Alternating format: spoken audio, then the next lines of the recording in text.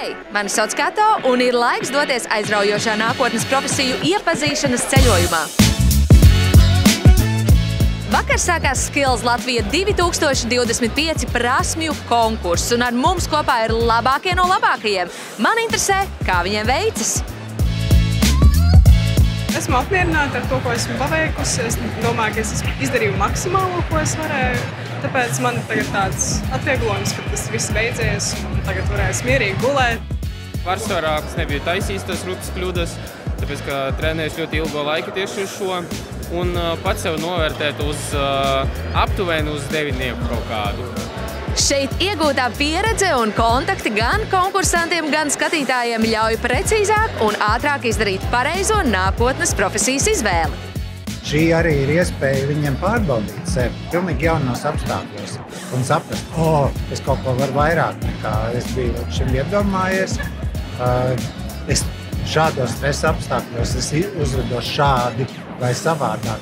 Es to nebiju zinājis. Šī ir fantastiska iespēja. Darītāji ir tie, kas virza pasauli uz priekšu, un tieši viņus šeit meklē arī potenciālie darba devēji.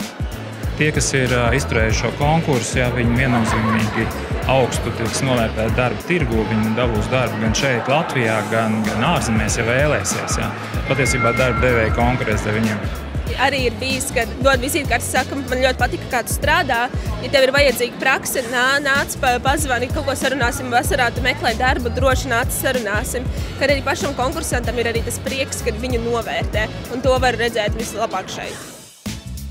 Skills Latvija 2025 ir finišējis. 6 kategorijās un 20 dažādos prasmju konkursos ir noskaidroti Latvijas izcilākie talanti un jaunie profesionāļi. Es ieteiktu citiem piedalīties Skills Latvija konkursā, jo tā ir laba pieredze, es teiktu. Pirms štādiks mans pirmais konkurss, un es riktīgi satraukusies esmu.